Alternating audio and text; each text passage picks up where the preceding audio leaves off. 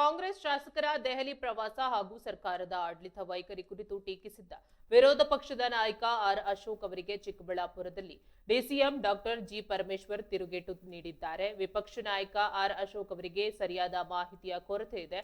ಅವರು ಸರ್ಕಾರದ ಕೆಲಸ ಕಾರ್ಯಗಳ ಬಗ್ಗೆ ಸ್ವಲ್ಪ ತಿಳಿದುಕೊಂಡು ಮಾತನಾಡಿದ್ರೆ ಒಳ್ಳೆಯದು ಎಂದು ಡಿಸಿಎಂ ಕಟ್ಟುನಿಟ್ಟಾಗಿ ಹೇಳಿದ್ದಾರೆ. ರಾಜಧಾನಿ ಬೆಂಗಳೂರು ಮಾತ್ರವಲ್ಲದೆ ರಾಜ್ಯದ ವಿವಿಧ ಜಿಲ್ಲೆ ಹಾಗೂ ತಾಲೂಕು ಕೇಂದ್ರಗಳಿಗೆ ಸರ್ಕಾರವೇ ಖುದ್ದಾಗಿ ಹೋಗಿ ಸಾರ್ವಜನಿಕರ ಕುಂದುಕೊರತೆ ಆಲಿಸ್ತಾ ಇದೆ ಎಂದು ತಿರುಗೇಟು ನೀಡಿದ್ದಾರೆ.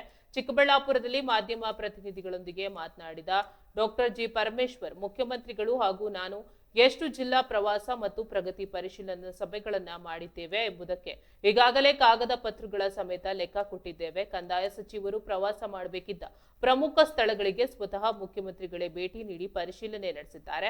ನಾನು ಕೂಡ ತುಮಕೂರು, ಚಿತ್ರದುರ್ಗ ಹಾಗೂ ಬೆಳಗಾವಿ ಸೇರಿದಂತೆ ಹಲವು ಜಿಲ್ಲೆಗಳಲ್ಲಿ ಸರಣಿ ಸಭೆಗಳನ್ನ ನಡೆಸಿ ಪರಿಸ್ಥಿತಿಯನ್ನ ವಿಮರ್ಶಿಸಿದ್ದೇನೆ. ಹೀಗಿರುವಾಗ ಸರ್ಕಾರ ಯಾವುದೇ ಕೆಲಸ ಮಾಡ್ತಾ ಇಲ್ಲ ಎಂದು ಆಪಾದನೆ ಮಾಡುವುದು ಸರಿಯಲ್ಲ. ವಿಪಕ್ಷ ನಾಯಕ ಸ್ಥಾನದಲ್ಲಿರುವ ಆರ್ ಅಶೋಕ್ ಅವರು ವಾಸ್ತವಿಕ ಅಂಕಿಅಂಶಗಳನ್ನ ಸರಿಯಾಗಿ ತಿಳಿದುಕೊಳ್ಳದೆ ಹೇಳಿಕೆ ನೀಡ್ತಾ ಇದ್ದಾರೆ ಎಂದು ವಾಗ್ದಾಳಿ ನಡೆಸಿದ್ರು. ಶಾಸಕರ ದೆಹಲಿ ಭೇಟಿ ಹಾಗೂ ಆಡಳಿತಾತ್ಮಕ ವಿಚಾರಗಳ ಬಗ್ಗೆ ವಿಪಕ್ಷಗಳು ಮಾಡ್ತಾ ಇರುವ ಆರೋಪಗಳಲ್ಲಿ ಯಾವುದೇ ಹುರುಳಿಲ್ಲ ಎಂದು ಡಾಕ್ಟರ್ ಜಿ ಪರಮೇಶ್ವರ್ ಸ್ಪಷ್ಟಪಡಿಸಿದ್ದಾರೆ. ಇನ್ಶೂರೆನ್ಸ್ ಸ್ಕೀಮ್ ಅದರಲ್ಲಿ ರಿಜಿಸ್ಟರ್ ಮಾಡಿಸಿ ರೈತರಿಗೆ ಅನುಕೂಲ ಮಾಡಿಕೊಡ್ಬೇಕು ಅಂತಕ್ಕಂಥ ವಿಚಾರ, ಅದ್ರ ಬಗ್ಗೆ ಬಹಳ ಕಟ್ಟುನಿಟ್ಟಾಗಿ ನಾನು ಆದೇಶ ಮಾಡಿದ್ದೇನೆ. ರೈತರಿಗೆ ಸಿಗುವಂತ ಹಣ ಸಿಗಬೇಕು, ಅದನ್ನ ನೀವು ಮಾಡಿಕೊಡಿ ಅಂತ ಹೇಳಿ ನಾನು ಸೂಚನೆ ಕೊಟ್ಟಿದ್ದೇನೆ. ಇಷ್ಟು ವಿಚಾರಗಳು ಇವತ್ತು ನಮ್ಮ ಈ ಪರಿಶೀಲನಾ ಸಭೆಯಲ್ಲಿ ಗಮನಕ್ಕೆ ಬಂದಿರತಕ್ಕಂಥದ್ದು.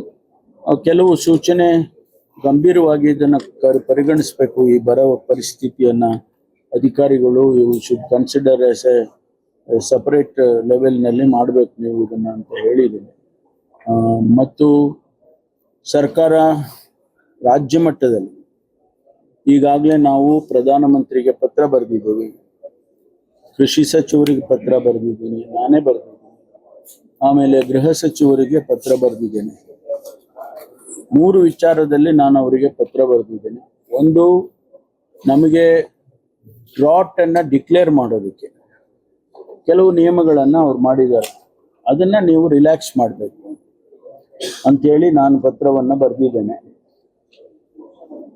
ಎರಡನೇದು, NDRF ನಲ್ಲಿ ನಮಗೆ ಪ್ರತಿ ವರ್ಷ NDRF ಇಷ್ಟು ಪರ್ಸೆಂಟೇಜ್ ಅಂತ ಹೇಳಿ ನಮ್ಗೆ ಹಣ ಕೊಡ್ತಾರೆ. ಆ ಹಣವನ್ನ ಮುಂಗಡವಾಗಿ